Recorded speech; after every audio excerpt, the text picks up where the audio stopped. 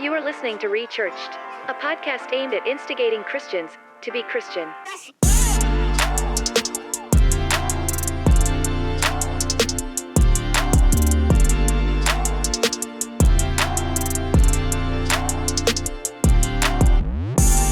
Hey, what's up, everybody? My name's Ethan, and you are listening to the Rechurched podcast, and I'm joined by my co-host, Matthew Mayer. What's up, dude? What's up, guys? So, as we promised, we wouldn't release another episode 2 months later after the previous episode, so we're back again in Season 2. I believe it's Episode 17, and we walked through last episode talking about the Age of Enlightenment and Age of Reason, which was what time period? Mid-17th century, right? Into the 18th century? Yeah, so you're walking through the 1600s, right? Mid-17th century into the 1700s. Right. The end of the 1700s. Well, beginning and end of 1700s is what we call the Great Awakening, the first one. And the Second Great Awakening bleeds into the 1800s. Remember, at the same time, you have the birth of America, pretty much 1776, the American Revolution, then you have the French Revolution, and all these things are happening globally. And we kind of wanted to jump into, we'll probably make some reference to the origins of America. It's going to make sense, but jump into the church of the 1900s. So we're skipping through the Industrial Revolution just because we didn't feel like it was... There's a lot of history there. Yeah, if definitely you're interested history. in that, read up on it. But I don't think there's too much to go off of other than there was an explosion of global missions during that time period, right? And this is where you would get missionaries sent all across the world, pretty much out of the United States, which is one of the reasons I believe God shed his grace on thee from its inception. Became globally minded, and a lot of missionaries through the 1800s, which again into the 1900s, you have the known name of a revivalist or evangelist who reaps the benefit of what took place in the 1800s and the missions that the United States set out on to present the gospel around the world in the name of Billy Graham. So it's interesting to see that the names like D.L. Moody, Billy Sunday, and Billy Graham, who we just spoke about, revived what kind of occurred during the First and Second Great Awakenings through the 1800s and then eventually into the 1900s. And not labeled a Third Great Awakening, even though the gospel was propagated widely by these men. Yeah. I'm so fascinated that they didn't come up with like a name for that. That's so weird. It is weird. Right? Like, I don't know. Billy Graham is such a huge name. Like, I don't know. But I think, so you were talking about the Industrial Revolution real quick and how we started sending out. We saw the I would say maybe like the issues in the world or like the lack of the gospel in the world, and we were able to send people out. And then we get into the 1900s and there is still problems on our home turf. Spiritual problems, and there still is today. But there was, I think those became more apparent than even sending missionaries out. And so you have, again, revivals like Billy Graham come on the scene, and the idea, the problems were heavily involved with racial segregation, civil rights movement stuff. And so before you actually get to the bulk of the civil rights movement, you have a guy like Billy Graham who's doing these revivals in the 1950s and stuff. And in one of his revivals, he actually, there was a rope that segregated the races, and he actually tore it down. That's what the church should do. Yeah, exactly. Because there's no place for that in the church. Yeah, it's good. Yeah. So I think that's cool, because then that thrusts us into what we're talking about today, which is, I just said like a civil American church. Right. And so you see the church take part in this civil rights movement to, move the gospel forward, and this idea of how God has ordered the world, but for some reason we weren't functioning that way, and so they brought that clarity that was needed. But I think one question, I think some people maybe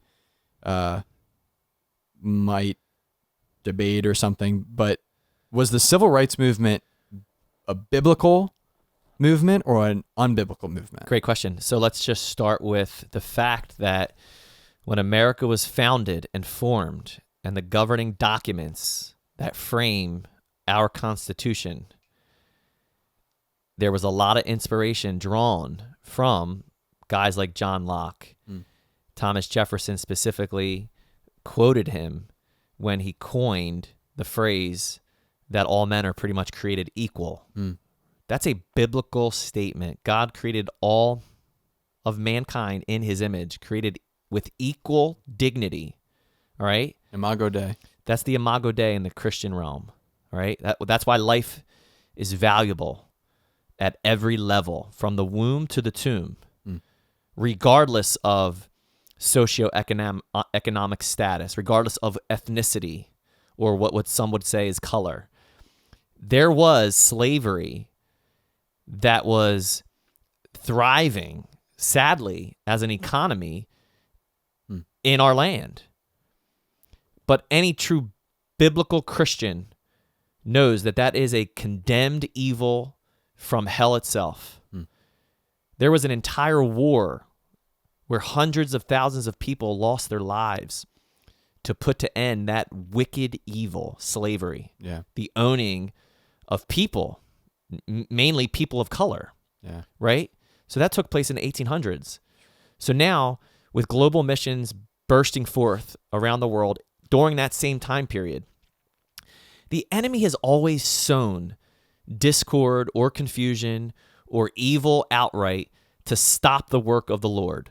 And it's worked over time, because people will look back on our history and discredit or discount or refuse to see anything good by God's grace because of that wickedness. So every true Christian today should go, no, we condemn that. We stand and condemn that.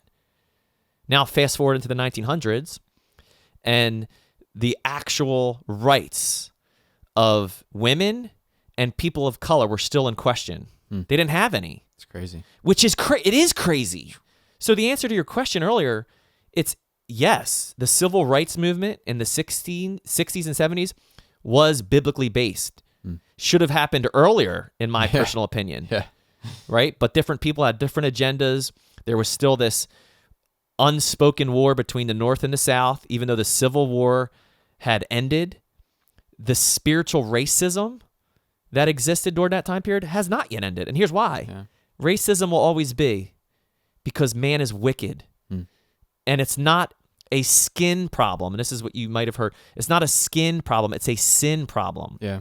So when you try to reform anything that deals with humanity, but you're not dealing with the core or the heart of man, you might put a Band-Aid on it, but it eventually resurfaces. Yeah. So in the 60s and 70s, the civil rights movement was and is and will always be the true demonstration of what I will say is social justice, the true definition of social justice. Yeah, Civil rights can also be said to be about human rights. Let's just get that out of the way. What was civil rights about? Human rights. That all mankind is what? Created equal. Created equal. So there was segregation from transportation to, as you said earlier, Billy Graham saying, wait a second, you're trying to divide the crowd? And I'm about to preach a gospel that breaks down barriers? Yeah. Man. Oh, no. Remove that rope.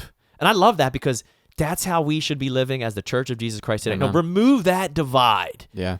And any ideology that enters the Church of Jesus Christ that brings segregation. It's interesting that the social justice of today actually resegregates society based on colors. Yeah. So we've swung completely to the other end of the spectrum. What took place with Martin Luther King Jr., who, by the way, always had solid Christians surrounding him. Whether they were white, black, brown, it was people that believed the Bible and said, you know what? We're willing to stand for human rights to bring equality back to this land. Yeah. That's really good. And there's so much to read about during that time period as well. It's astonishing when you realize that's not even that long ago, Ethan. That's crazy. Like for us. 70 years ago? Yeah, that people of Or- color didn't have 60. rights. Yeah, it's crazy. And they were mistreated, and they were segregated, and there was different schools, and there were different buses, and God bless Rosa Parks. She was like, I'm not sitting in the back of the bus, Yeah. right? I'm going to sit She's up front. bold, yeah.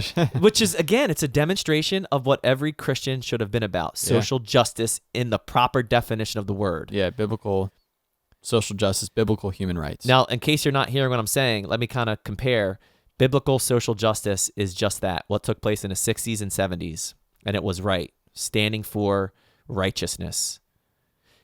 Social justice today, it takes human rights, or in the name of human rights, and applies it wrongly to humans. Yeah. So it's no longer about, equal footing of men and women and people of all colors. It's now, oh no, my identity is my sexuality.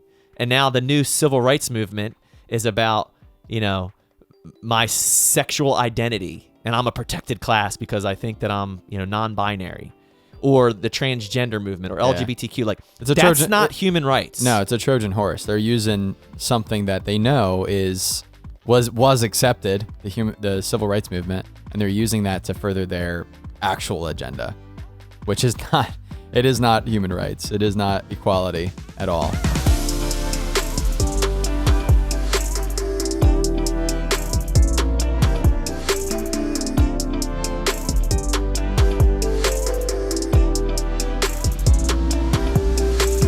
So Christianity and civil rights should go hand in hand.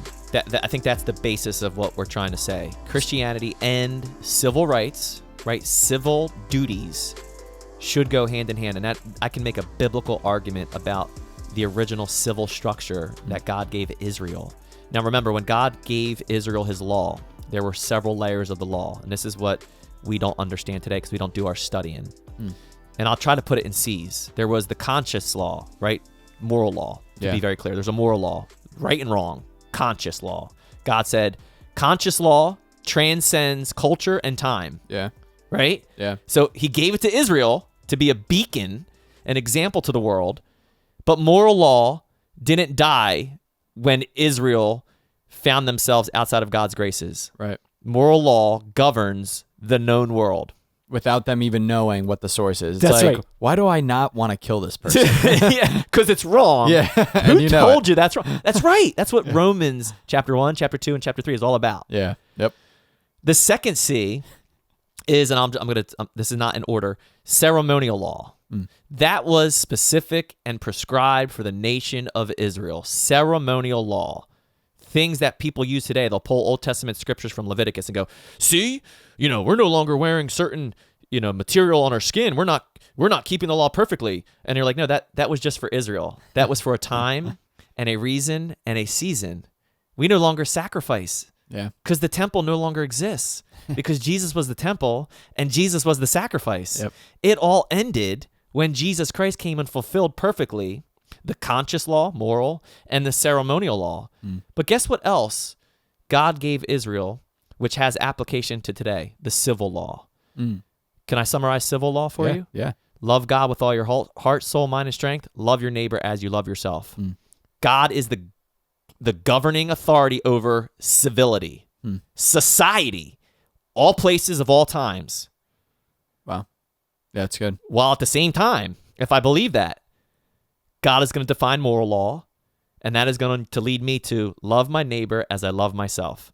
Hence, the church should have been pioneering civil rights earlier than the 60s and 70s. Definitely. And it took a guy named Martin Luther King Jr. Isn't that appropriate? Martin Luther, Yeah, I Protestant know. Reformation. It's crazy. Martin Luther King Jr., pretty much Another Reformation. Yeah, another if you will. Reformation of sorts. Wow, that's crazy. So Well, within the civil rights movement, you have, so I know I packaged that as going, was that biblical or unbiblical? Obviously, it was biblical as far as like what the founding was, but the nonviolent yeah, side so that's what I was going to of the actually talk movement. about is you have a guy named Martin Luther King who was awesome. Then you have another guy named Malcolm X. Right. What was obviously they were fighting for the same thing, I guess, Sure. but two different methods. Right. What were those methods? That's great. I don't know much about Malcolm X. I do know the methodology behind what his following was accomplishing. There was more of a violent approach, so there wasn't a turn the other cheek. Martin Luther King Jr. was slap me on my cheek and I'll turn it, right? And he took that from the Bible. Yep. Take away my jacket and I'll give you my my undergarment. Tunic, yeah. That's biblical. That's what Jesus said. Yep. Force me to walk a mile, I'm going to go 2. Yeah. Right? So it was a non-violent response, which wasn't reactive, it was redemptive. Yeah. They left God to be the one that would enact vengeance on their behalf. Vengeance is mine, saith the Lord. Malcolm X, and I'm not placing any blame on him, but there was a lot of violence reciprocated, an eye for an eye, in essence, but that just inflamed more of people's passions during that time period and created more of a divide, in my opinion. Yeah. Well, right? and you don't have, Martin Luther King was a solid believer. Malcolm X was not. I believe he was Muslim. So I think Malcolm X, we should probably research this, not just Muslim, but part of the Nation of Islam. Oh, yeah, that is a distinction. There is a different belief system to the Nation of Islam versus being Muslim, which is from the Middle East. So yeah, there is more of a violent bent to the Nation of Islam and perhaps what was birthed during that time period, the Black Panthers, right? Remember, a lot of gangs had their origin in protecting their neighborhoods and their communities. Do you know that? Makes sense. So like literal gangs, we know them as the 2 main gangs, and there's thousands now, the Crips and the Bloods. Yep. History, depending on who tells it, says those were groups that rose up to protect their communities and neighborhoods, but they take it too far, right? Yeah. The violence that now happens in cities where gangs run rampant is obviously not about protecting the community, it's about tearing it down. Yep. So that's beside the point. What do you have for us with Malcolm X? So it looks like Malcolm X was part of the Nation of Islam, which differs from actual Islam in certain beliefs. Right, may have been originally an American Muslim and then turned to the Nation of Islam during one of his stints in prison. Yeah. So it looks like Nation of Islam promotes racism, whereas Islam doesn't. Right. So it's interesting thinking about a guy like Malcolm X, who believed in, Nation of Islam. He was fighting racism with racism, similar to what we see today. Critical race theory, intersectionality. It's like, what's the fix? How do we fix racism? We focus on it. That's and it's right. like, actually, if we, like Martin Luther King, he focused on Christ. And obviously he focused on the need for change, but he didn't focus on racism. He focused on something that was outside of racism. What was his famous quote? I have a dream that my 4 little children will one day live in a nation where they will not be judged by the color of their skin, but by the content of their character. Profound. That's really good. Right? That's how he demonstrated his efforts. Yeah. So not race, but character. So from the inside out, behavior matters. Yeah. The approach today, fighting racism with racism, takes that quote and inverses it, right? It's not about the contents of your character. Yeah. It's about the color of your skin. And if you don't align with that, they will destroy your character even further. Yeah. Right. Well, it's the work of the devil. It's doctrines of demons that you're trying to combat something that's in the heart of man, which is sin manifested in discrimination or prejudice, aka racism, by trying to either deal with it from the outside, reform, which never works, or label everyone in several different categories. Yeah. And then there's like, all right, well, white people are always going to be oppressors, black people are always going to be oppressed, and no matter what happens in society, even between those that wear the uniform that's blue and anyone else, it's always racism. Yeah. Racist. And like, no, that's not the case. Yeah. So the church was active during that time period, and by God's grace was able to equalize rights, both with women and people of color. And during that same time period, in the 60s and 70s, there was this revival known as the Jesus movement. So think about that.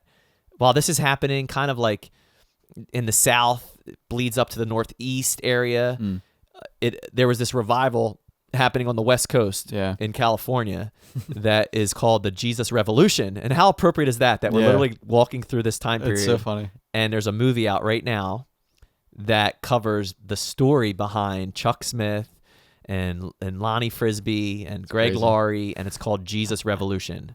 And Jesus from The Chosen is in it, right? I don't know. I think that was a bad cast. That's right. Yeah, and I'm like, Jesus, what are you doing? I haven't seen the movie yet. I haven't seen either. I think a lot of people from the church went and saw it, and I've heard nothing but good things. I've done my research about that time period. It's interesting that some of the things we covered during the first and second Great Awakening kind of resurfaced during the Jesus Revolution. Yeah. So it wasn't just hippies that were coming to the Lord. It was more or less a breakdown in a good way of traditional Christendom, right? Formal Christianity. Like legalism. Yeah. And I'm sure there was things that were heretical that occurred during that time period. Yeah, Every absolutely. single time period, you can focus on what the true church is doing, and at the same time, there was always something happening that was heretical or apostate. Absolutely. Same thing that's happening with the Asbury revivals. Yeah. There's probably good things happening, and there's probably terrible things happening. Yeah. Time will tell. In the Jesus Revolution, if people were coming to the Lord Jesus Christ in droves, and the church was being revived, and an unreached demographic of people felt like they could step foot in the church, I don't know if God's angry. As long as his word is being proclaimed, doctrine isn't being compromised, and it's not centered on emotionalism, right? The emotional experience or altar manipulation. Come to the altar, say a quick prayer, I accept Jesus into my heart. Meanwhile, nothing in your life changes radically from the inside out. You don't have a new heart. You don't have a new mind. You don't have a new spirit. You don't have a new thought process. You're living the same way. I'd love you enough to tell you, you probably aren't saved. And you probably weren't saved if you were a part of any of those movements. Yeah. So Jesus movement, because of people came back to Jesus. But I think every move of God should be called something movement. Like God is always doing a thing. He's always moving. Yeah. I think what makes the Jesus movement interesting to, I think what people like Gen Z are looking for now in just a different way, but, and maybe this won't make sense, but in the Jesus movement, there was a lot of hippies, obviously, like doing acid, eating shrooms. Psychedelic experiences. Yeah, psychedelic experiences. They were looking for truth somewhere, and they were having all these experiences like we talked about in last episode, and then they were, I would say, revived, to under the banner of Christ. And wasn't Terrence one of our very own, like part of that whole movement? Yeah, he has testimonials from the West Coast during that time period with Calvary Chapel. It's crazy. Shout out Terrence. One of our very own pastors at the church lived through this time period. Yeah. And he's the man. So I think he was saved through it. Yeah. Right? Through the revitalization that occurred during that time period. Yeah, I think you're right. So it's interesting that happens, the Jesus movement, and nowadays, like, Gen Z is having not their psychedelic experiences, but they're having their social media experiences, and they're just constantly being inundated with all these different ways of thinking, and the universe and all these things, but just digitally. But they're looking for truth, and I think that's like there's a unique opportunity there. Not to get off track, but I think they're like the cycle might be coming back around in just a different way. But yeah, I would hope so. And again, to reference the Asbury revival, other college campuses and young adult communities are claiming revival. And I'm saying, hey, time will tell. If that be true, and there's a true sense of revitalization to the body of Christ of all generations, it starts with the next generation or the youth amongst us, then to God be the glory. But I will tell you this, you will know that if those conversions are true, you will see an immediate impact on society. Yeah. Right? Because you can do nothing but be two agents of influence if you are truly a follower of Jesus Christ. One, light. You will light up darkness if you are a follower of Jesus Christ. You will not tolerate darkness, in essence. You can't. I've never seen light tolerate darkness, Ethan. And you will be the salt of the earth. You will be a preservative of biblical Christian values. If it was just hype and emotionalism and an experience, which a lot of the critiques of the Jesus movement says it was, right? There was open air baptisms on the beach, open air concerts. That's where the term Jesus freak came out of. You know that? You're one of those Jesus freaks. DC Talk. Yeah, remember DC Talk? Oh my gosh, yeah. When I hear Jesus freak, I say in my mind, are you a Jesus freak? It's like, no, I'm Jesus free, right? There's a huge difference. Jesus freaks have like a negative connotation. That's a weirdo. Jesus free is I am not defined by my culture. I am a citizen of heaven. I am free from sinfulness. I am free from worldliness. And I am free from fearfulness as a follower of Jesus Christ, right? And whom the Son sets free is free indeed. So we've covered a lot of ground during this episode. We skipped a full century, pretty much, without going into detail, jumping into what is known as the civil rights movement to label it as the church finally entering the civil space. Because prior to that, there was this lie that the church and the state should be separated. Yeah. And that lie still exists. Yeah. That's not true. There is no such thing as separation of church and state. And we've covered that. And we've covered that. Several times. I'm learning now, going through something that we're all going through at the church, Ethan, the true definition of separation of church and state. And I think season maybe 3 or 4 or 5, Lord willing, is going to cover these exact instances that's happening at our church. So stay on. Be on the lookout for whatever season that's dropping. Yeah. That is dropping. So and if you're like, what the heck is he talking about? Keep following. You will see. Yep.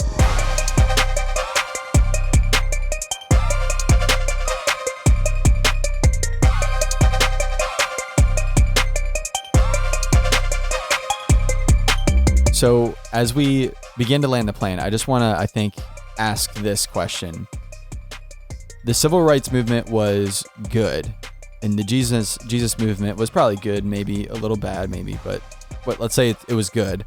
The church was awoken into and put into action again. It was sort of asleep, maybe out of certain spaces or not doing certain things because, music can't be in the church or this can't be, And so they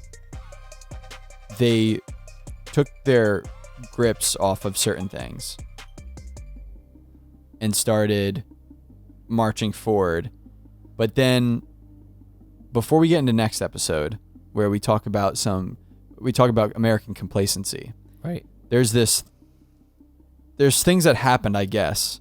I don't know exactly how, but maybe you can kind of shed some light on it, of how the church has gone from standing for truth in the civil space to then, under the guise of, we are being truthful in love and just trying to love everyone, but being totally ineffective. I think that is what happened sort of after the civil rights movement, after the Jesus movement, that maybe it wore off and then into the 2000s, and we'll get into it next episode. But what happened to the church? Did we just get comfortable? Did we start to enter the civil space and start affirming things that we shouldn't have affirmed because we just kept going down this line of, that's right, let's be open-minded? Yep. This is an interesting thought that just hit me.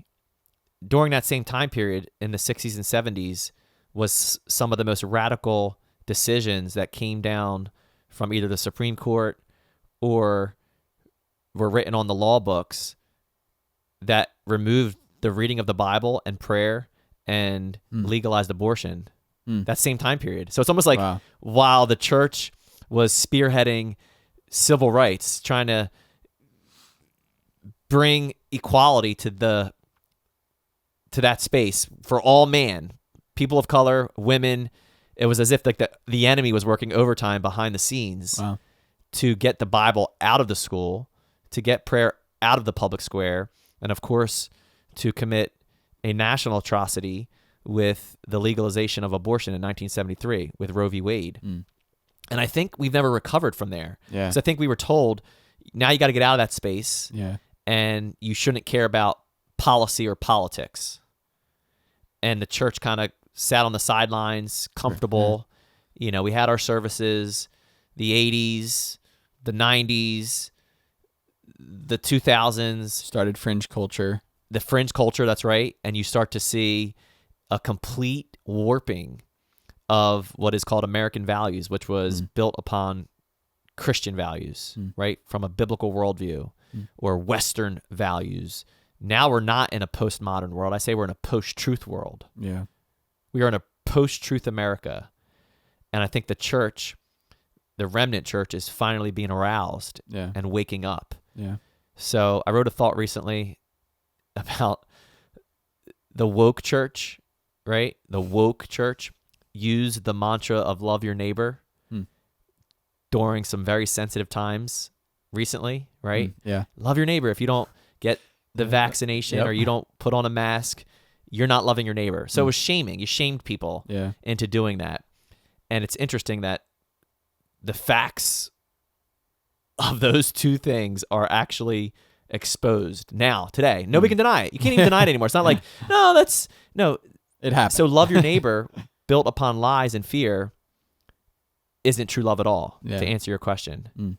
And the church that was awake was warning people, trying to tell the truth when they were being called liars, and trying to present faith so that you wouldn't be paralyzed by fear.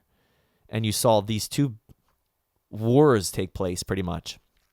I don't know if that really answers your question, that definitely but helps. Yeah. I just think the church has been lulled to sleep and believed a lot of lies. And that's why these seasons are so important. I hope that you're learning how to discern the difference between truth and lies. That's one of the litmus tests of knowing you're in Christ, is you can actually spot a lie. Yeah.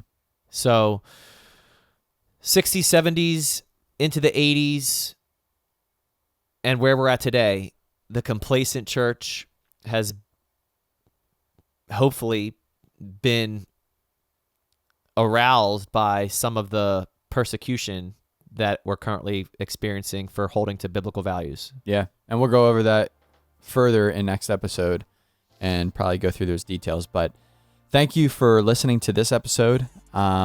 We are just so thankful for your support in listening. And, you know, if you love this episode and this podcast, make sure to share it with your friends, whether on social media or text them or whatever you have to do. And make sure you're subscribing to the podcast and tapping the bell icon to be notified when we release a new episode, which is usually Mondays.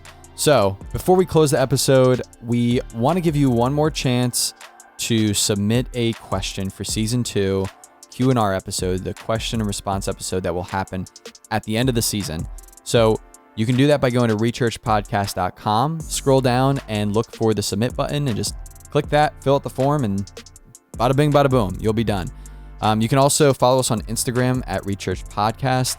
And we try to stay somewhat active on that and balance that with the many things that we have to manage. But you can engage with us there as well. And we will see you guys in the next episode. God bless.